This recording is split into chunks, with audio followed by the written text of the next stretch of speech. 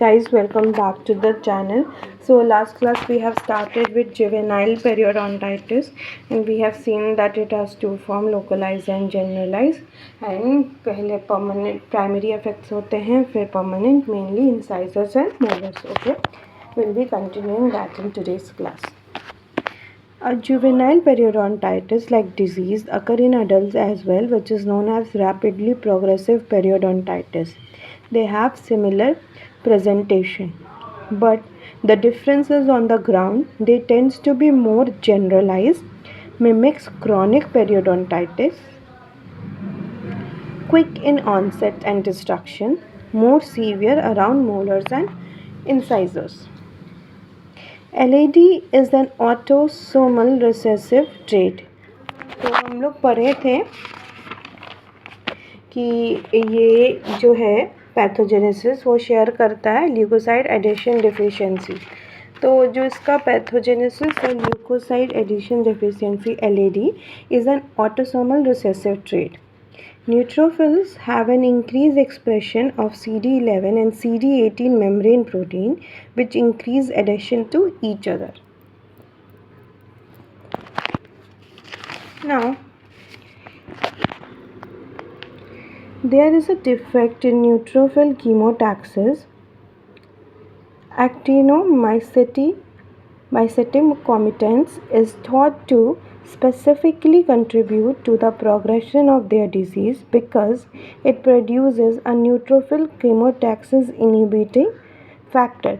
Already वो LAD की वजह से न्यूट्रोफिल कीमोटैक्सिस में डिफेक्ट है और ये माइक्रो ऑर्गेनिज्म क्या करता है, it release a neutrophil chemotactic inhibiting factor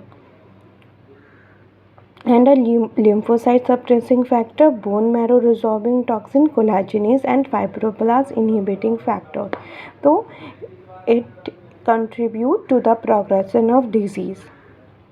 Now coming to the differential diagnosis, क्योंकि जनरलाइज में ऑलमोस्ट पेरियोडोंटाइटिस हो जाता है तो टूथ फ्लोट करते दिखते हैं, तो फ्लोटिंग टूथ रेडियोग्राफिकली दिखते हैं, तो उसकी वजह से डिफरेंशियल डायग्नोसिस क्या हो सकता है, Langerhans cell histiocytosis, Papillon Lefevre syndrome, acute lymphocytic leukemia in children and acute myelogenous leukemia in late teens and young adults.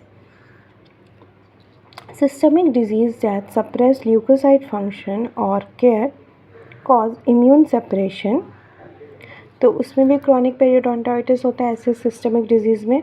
So diabetes, HIV, AIDS are also considered. तो ये सब भी कंसिडर कर सकते हैं हम लोग क्योंकि देशों सिस्टमिकली अफेक्ट करते हैं. तो वो ओरल हाइजीन या म्यूकस मेम्ब्रेन या फिर जो अपने कैविटी होती है ओरल कैविटी उसमें भी चेंजेस दिखाते हैं और उस चेंजेस के बेसिस पे हम इन सबको कंसिडर कर सकते हैं.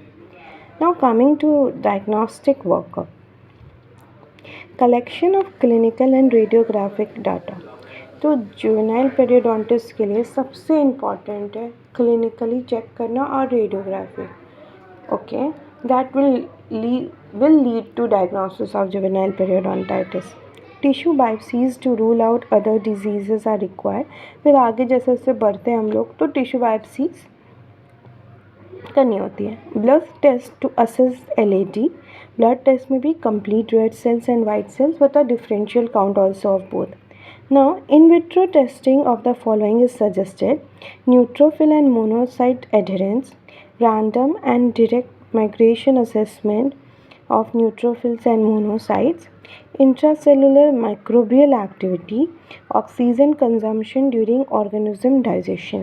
तो ये सब in vitro testing होती है.